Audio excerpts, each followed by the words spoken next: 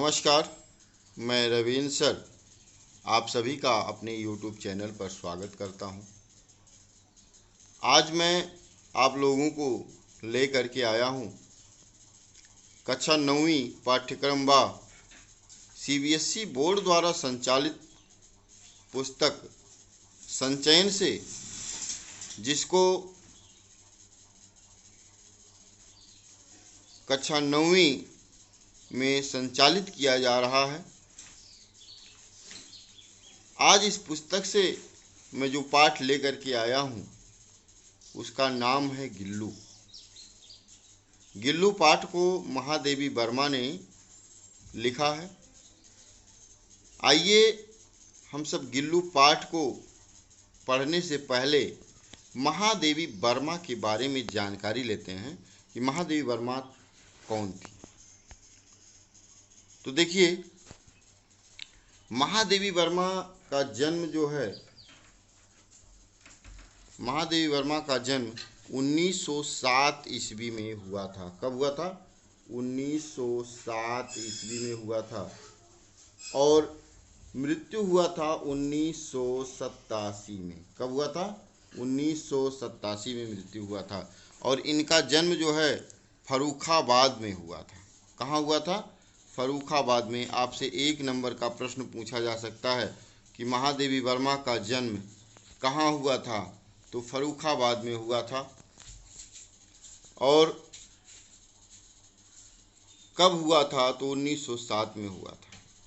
इनकी जो प्रमुख रचनाएं हैं वह इस प्रकार से हैं: नीरजा,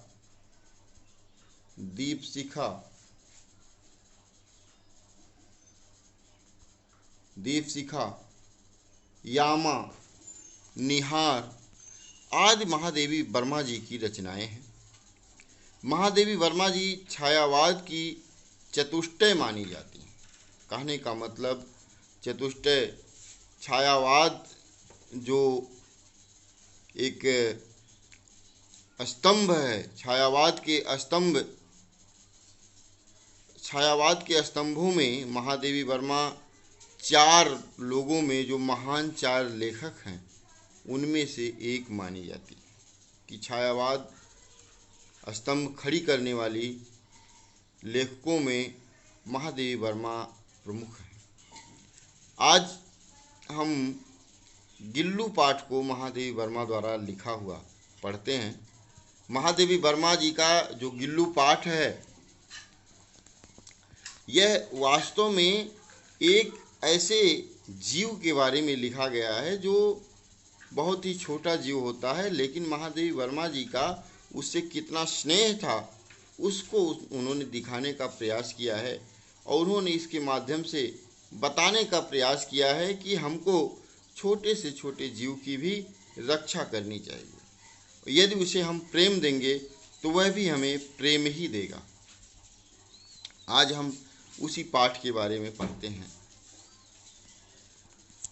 महादेवी वर्मा जी कहती हैं, देखिए, इस पाठ को हम प्रारंभ करने से एक चीज़ और हम आपको बता दें कि महादेवी वर्मा ने एक गिल्लू अर्थात गिलहरी का छोटा सा बच्चा था, उसी को उन्होंने पाल रखा था। एक बार कुछ कौओं द्वारा घायल कर दिया गया था, उसी को उन्होंने पाला था। लेकिन यह जानते हुए कि 2 वर्ष की उम्र इनकी होती है गिलहरियों की, और 2 वर्ष में इनकी मृत्यु हो जाती है। और वह गिलहरी की मृत्यु हो गई थी और उन्होंने एक पौधा लगाया हुआ था सोनजूही का।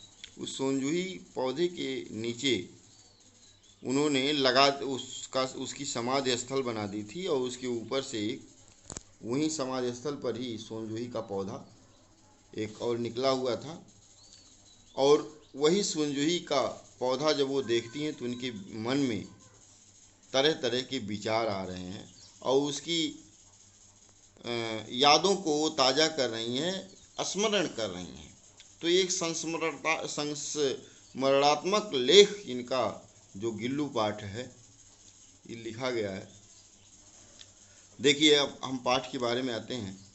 महादेवी वर्मा जी कहती हैं कि सोनजूही में आज एक पीली कली लगी है, इसे देखकर अनायास ही उस छोटे से जीव का स्मरण हो आया जो इस लता की सघन हरितमा में छिप कर बैठा था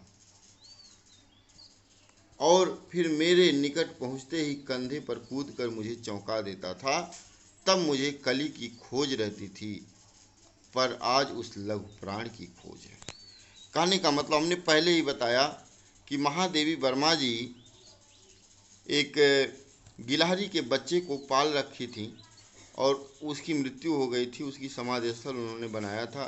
समाधि स्थल पर ही एक सोनजूही का पौधा निकला हुआ था और उस पौधे को जब ये देखते हैं तो उनके मन में विचार आ रहा है। ऐसा प्रश्न आपको मिल सकता है कि सोनजूही की पीली कली को देखकर या पीले फूल को देख कर के महादेवी वर्मा के मन में क्या विचार आया था, तो आपका वह प्रश्न यहीं से मिलना प्रारंभ हो जाएगा। वो कहती हैं कि जब वो सोनजूही के पुष्प को देखती हैं तो उनके मन में अनायास, एक शब्द आया है अनायास, यानी अचानक ही उनके मन में एक छोटा सा विचार आने लगा। और विचार क्या आया कि वह उस छोटे से जीव को याद करने लगी, स्मरण करने लगी। जो वह सोचती हैं कि यहाँ पर सघन हरितमा, मैंने सघन मतलब बहुत घनी, सघन मतलब घनी और हरितमा मतलब हरियाली। तो इस सघन घनी हरियाली में छिपकर वह गिल्लू अक्सर बैठा करता था और वह जो है एक नई कली के खोज में रहती थी हमेशा। इधर उधर जब महादेवी वर्मा जी उस पौधे की तरफ देखती थी तो वो हमेशा यह सोचती थी कि यह पौधा नई कलियों के साथ आगे बढ़ रहा होगा, खिल रहा होगा। लेकिन आज जब वो उस पीली कली को देखती हैं तो महादेवी वर्मा के मन में उस छोटे से जीव का, लघु प्राण का मतलब छोटे से जीव का उन्होंने स्मरण किया और उसको खोजने लगी। उनकी आंखें उसी छोटे से जीव को खोज रही थी, जबकि यह जान रही थी कि उसकी मृत्यु हो चुकी है और मैंने ही उसकी समाधि लगाई है। कहते हैं कि परंतु वह तो अब इस सोनजूही की जड़ में मिट्टी होकर मिल गया होगा। कौन जाने स्वर्णिम कली के बहाने वही मुझे चौंकाने ऊपर आ गया।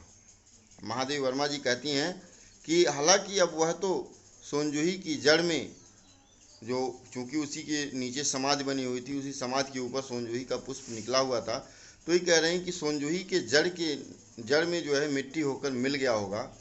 कौन जाने वह स्वर्णिम कली के बहाने इस सुनहरी जो कली सोनजूही का कली है, सुनहरी कली है, उसी के बहाने कौन जानता है कि मुझे वही चौंकाने आ गया हो। अचानक एक दिन अब वो उसके बारे में बताते हुए चलती हैं कि उसकी मुलाकात महादेवी वर्मा जी से कैसे हुई थी, वो बता रही हैं। कहती हैं कि अचानक एक दिन सवेरे कमरे से बरामदे में आकर मैंने देखा तो कौवे एक गमले के चारों ओर चोंच से छुआ छुअवल जैसा खेल खेल रहे हैं।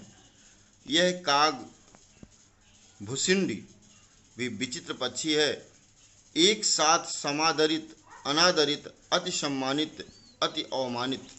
कहने का मतलब उन्होंने अपने यादों को बताती हैं कि उस गिल्लू से मेरी मुलाकात कैसे हुई थी, उसके बारे में बता रहे हैं कि अचानक उन्होंने अपने बरामदे में देखा, तो बरामदे में उन्होंने देखा था कि उनके बरामदे में एक गमला रखा हुआ था और गमले के पास दो कौवे थे।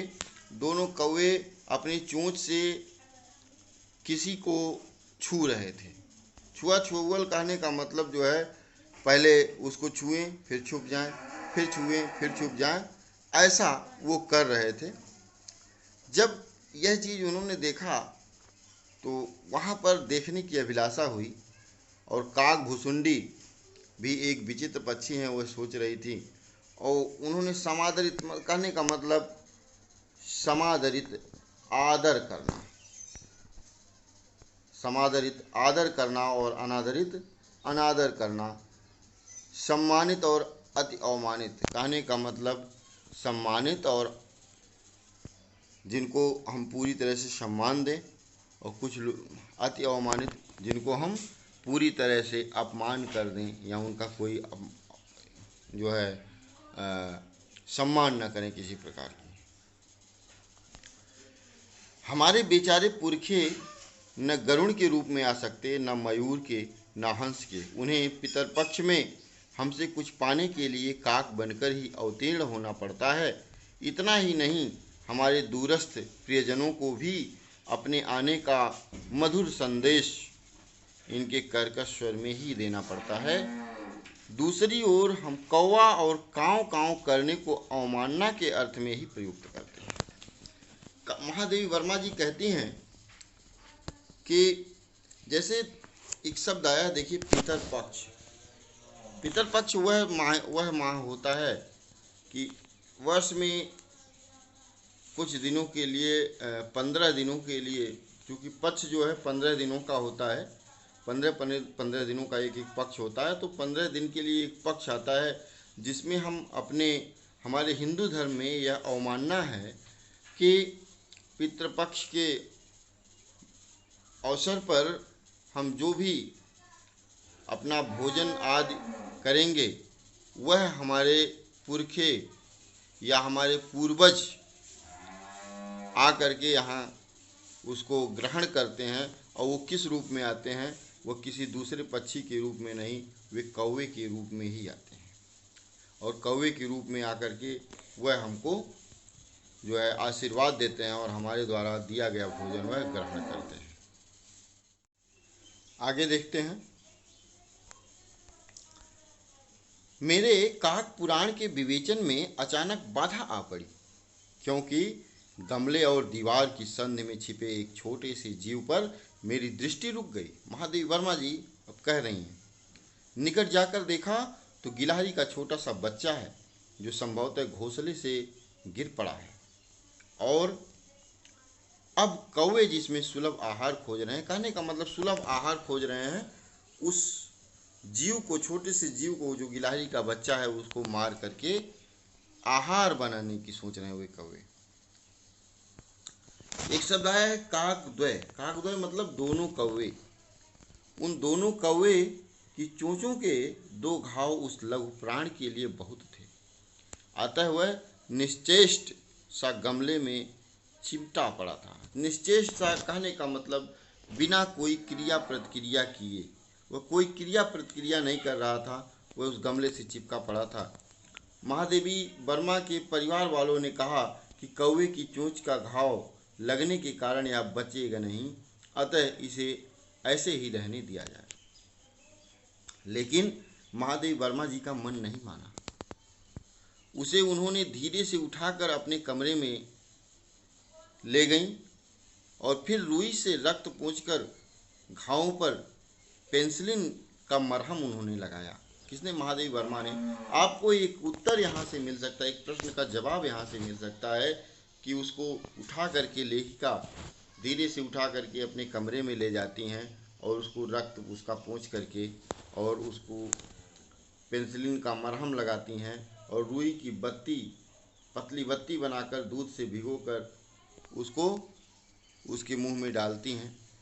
तो देखिए, कहती हैं कि रुई की पतली बत्ती दूध से भिगोकर जैसे जैसे उसके नन्हे से मुंह में लगाई, पर मुंह खुल न सका और दूध की बूंदें दोनों ओर ढुलक गईं। कहने का मतलब जब उसके मुंह के पास जब रुई में बोर कर, रुई में दूध को रुई में डालकर, दूध में रुई वह डाली और रुई में दूध कुछ आ जाएगा, और वह सोची कि इस रुई के माध्यम से इसको हम कुछ दूध पिलाते हैं, लेकिन उसका मुंह खोल नहीं पाई।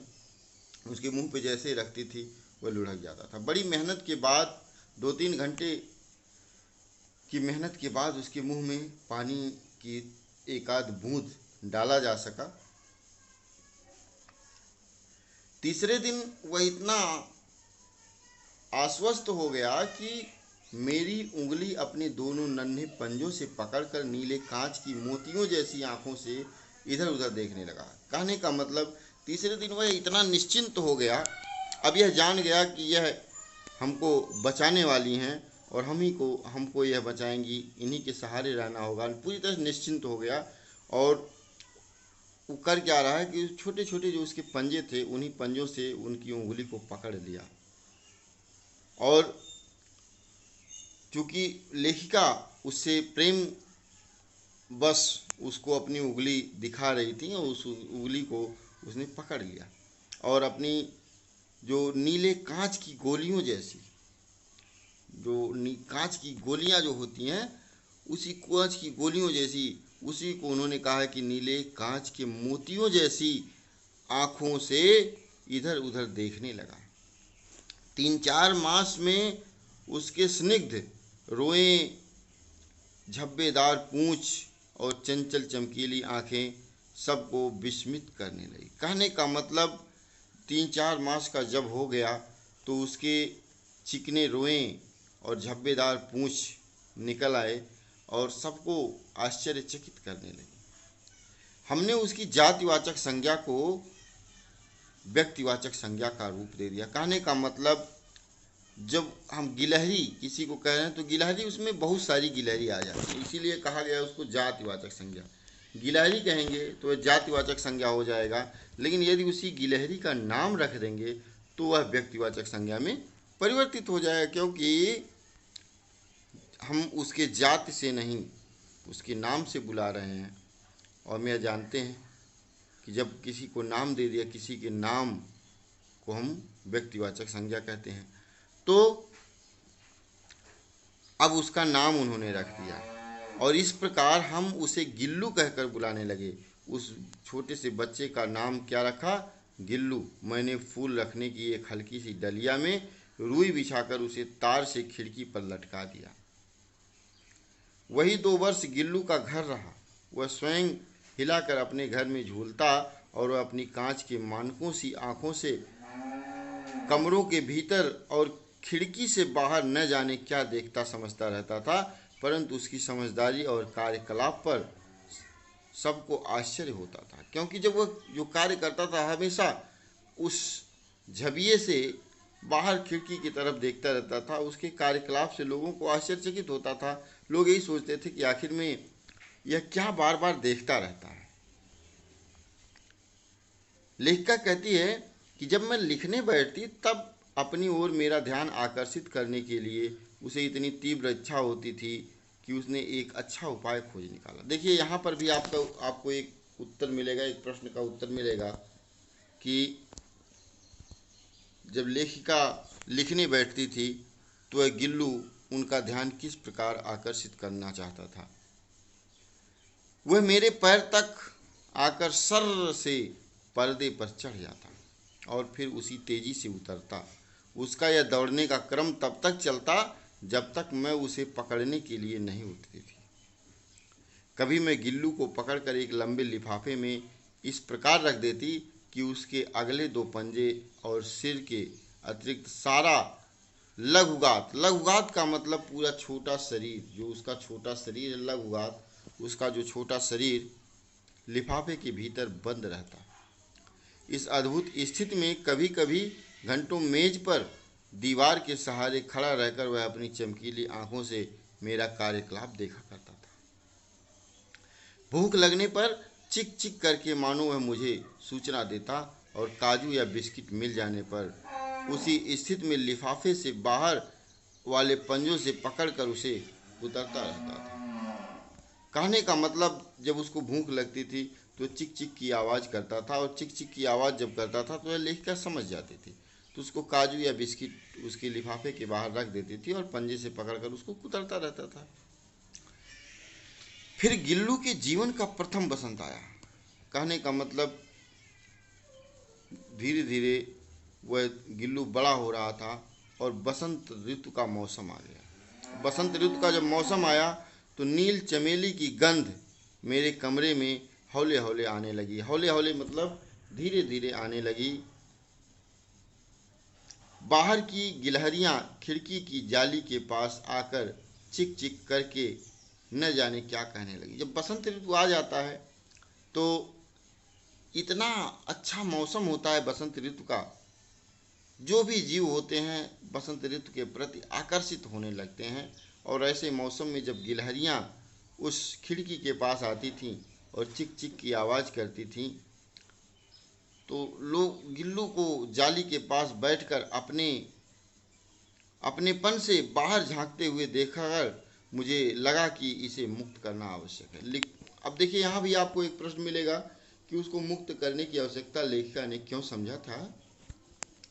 तो जब वह गिलहरियाँ खिड़की के बाहर चिक चिक की आवाज़ कर रही थी, तो वह बड़े ही मनोहारी दृश्य, बड़े ही लीन होकर वह देख रहा था, वह मनोहारी दृश्य। और जब यह लेखिका ने देखा तो उसको लगा कि अब इसको मुक्त कर देना चाहिए। मैंने कीले निकाल कर, लेखिका कहती हैं कि मैंने कीले निकाल कर जाली का एक कोना खोल दिया और इस मार्ग से गिल्लू ने बाहर जाने पर सचमुच ही मुक्ति की सांस ली। कहने का मतलब, जब वह बाहर गया तो लेखिका को लगा कि वास्तव में यह गिल्लू मुक्ति की सांस ली है। इतने छोटे जीव को घर में पले कुत्ते बिल्लियों से बचाना भी एक समस्या ही थी, इसीलिए वह पिंजड़े में रख रही थी। आवश्यक कागज पत्रों के कारण मेरे बाहर जाने पर कमरा बंद रहता है। मेरे कॉलेज से लौटने पर जैसे ही कमरा खोला गया और मैंने भीतर पैर रखा, वैसे ही गिल्लू अपने जाली के द्वार से भीतर आकर मेरे पैर से सिर और सिर से पैर तक दौड़ लगाने लगा।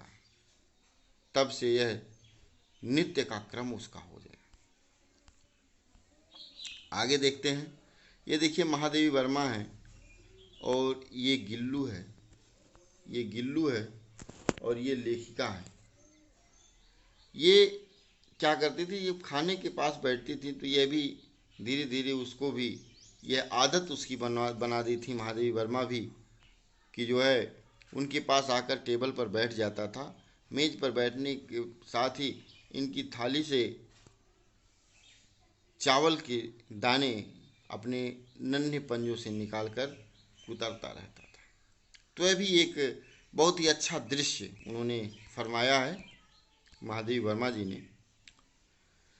कहती हैं कि मेरे कमरे से बाहर जाने पर गिल्लू भी खिड़की की खुली जाली की राह बाहर चला जाता और दिन भर गिलहरियों के झुंड का नेता बना हर डाल पर उछलता कूदता रहता और ठीक 4 बजे वह खिड़की से भीतर आकर अपने झूले में झूलने लगता।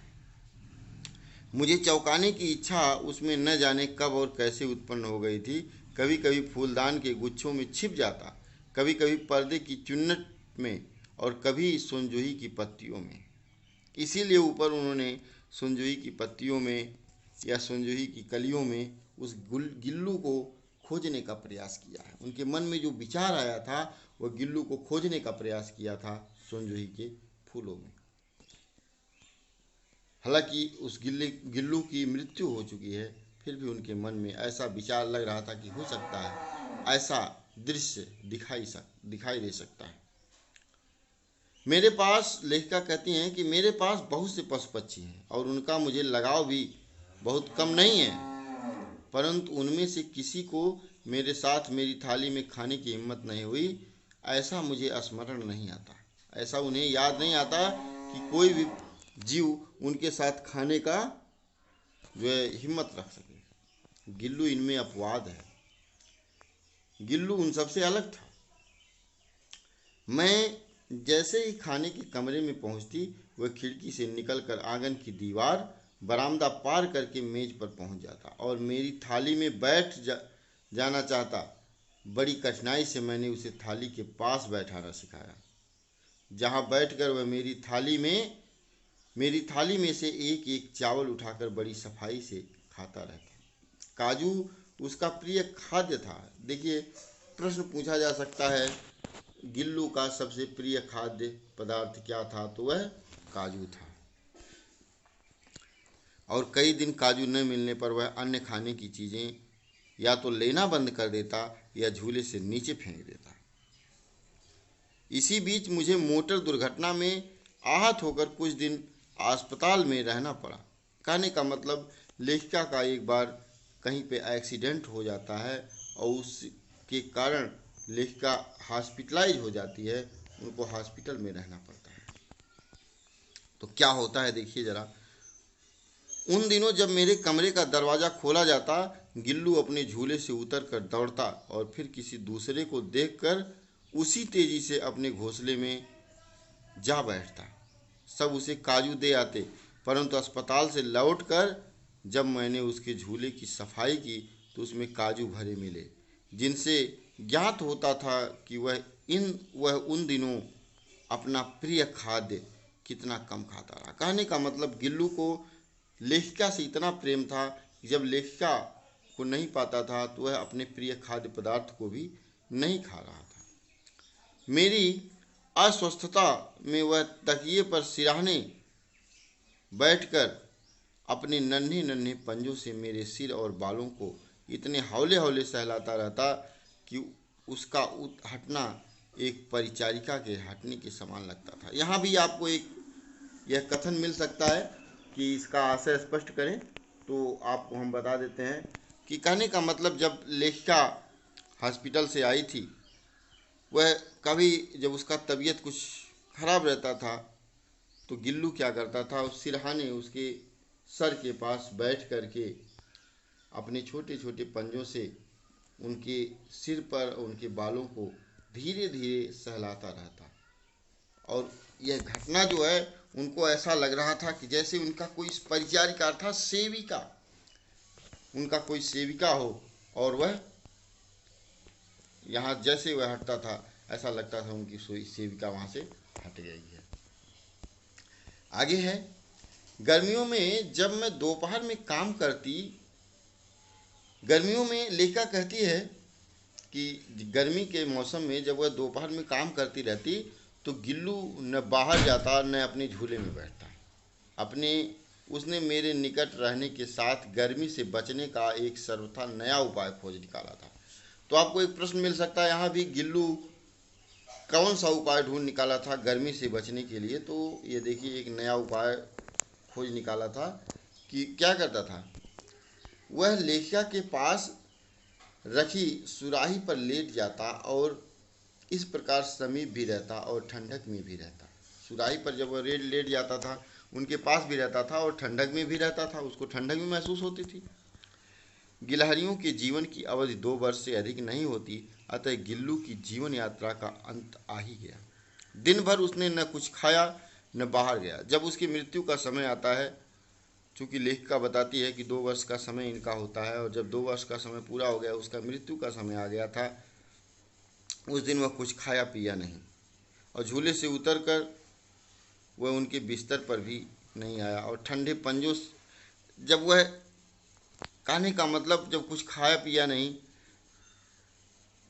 और रात में अंत की यातना में, कहने का मतलब जो उसका मृत्यु का समय एकदम निकट आ गया था, तो वह क्या करता है, अपने झूले से उतरकर उनके बिस्तर पर आ गया और ठंडे पंजों से मेरी उंगली पकड़कर हाथ से चिपक गया। कहने का मतलब जब वह पहली बार जिस बच्चे को पाई थी, जिन पंजों से जिस प्रकार से वह पकड़ था, उसी प्रकार से उनकी उंगली को पकड़ करके हाथ से चिपक गया, जिसे उसने अपने बचपन की मरणासन्न स्थिति में पकड़ा था। कहने का मतलब जैसे उसने अपने बचपन की मरणासन्न स्थिति में जिस प्रकार से पकड़ा था उसी प्रकार से वह पकड़ लिया।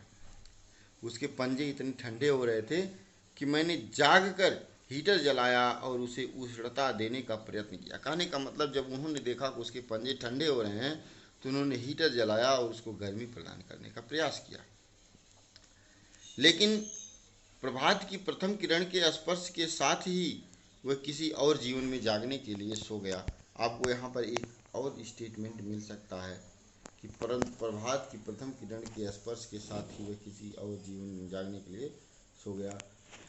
कहने का मतलब जब सुबह हुआ तो उसकी मृत्यु हो चुकी थी, उसका झूला उतार कर रख दिया गया है और खिड़की की जाली बंद कर दी गई है, परंतु गिलहरियों की नई पीढ़ी जाली के उस पार चिक चिक करती ही रहती है और सोनजूही पर बसंत आता ही रहता है। सोनजूही की लता के नीचे गिल्लू को समाधि दी गई है, इसलिए भी कि उसे वह लता सबसे अधिक प्रिय थी। वह जो सोनजूही की लता थी उसको सबसे अधिक प्रिय थी, उसी पर अक्सर वह खेला करता था इसलिए भी कि उस लवगात का किसी वासंती दिन जूही के पीताभ छोटे फूल में खिल जाने का विश्वास मुझे संतोष देता है। शायद इसलिए भी कि जब बसंत का दिन आता है और जूही का जो पीला फूल होता है खिलता है, तो उन्हें यह संतोष देता है कि शायद यही गिल्लू हमको संतोष देने के लिए, हमको आश्वासन देने के लिए पुष्प बन करके खिला है। तो यह रहा आपका पाठ। इसमें गिल्लू के बारे में महादेवी वर्मा जी ने बताया है कि किस प्रकार से वह गिल्लू के संपर्क में आती हैं और किस प्रकार से वह गिल्लू उनसे इतना प्रेम करता था, उससे लगाव कितना हो गया था। तो देखिए, हमने आपको पाठ व्याख्यान में ही कुछ चीज़ें बताई कि जैसे देखिए, सोनजूही में लगी पीली कली को देख लेखिका के मन में कौन से विचार उमड़ने लगे। तो ये प्रारंभ में ही देखिए है, हमने पहले ही कहा था सोनजूही में आज एक पीली कली लगी है। यहाँ से आपको पहले प्रश्न का उत्तर मिलने का पूरी तरह से संभावना है और वहीं पर मिलेगा आपको। उसके बाद आपका प्रश्न है, पाठ के आधार पर कौवे को एक साथ समादरित और अनादरित प्राणी क्यों कहा गया है। यह पाठ के आधार पर आपको बताना है कि समादरित और अनादरित प्राणी क्यों कहा गया है। कहने का मतलब आदर करने वाला और अनादर करने वाला दोनों प्राणी, क्योंकि पाठ में ही कहा गया है ना कि वही जो है हमारे पूर्वजों की निशानी है। पूर्वज ही इसी अवतार में आते हैं हमारे। और अनादरित कहने का मतलब वह जो है उसके कर्कश स्वर भी हमारे कानों को भाते नहीं हैं। अच्छा, दूसरा प्रश्न है, गिलहरी के घायल बच्चे का उपचार किस प्रकार किया गया। हमने पहले ही बताया कि किस प्रकार से किया गया था। उसके रक्त को पोंछा गया था, उसको पेंसिलिन की मरहम लगाया गया था, बहुत सारी चीज़ें की गई थी।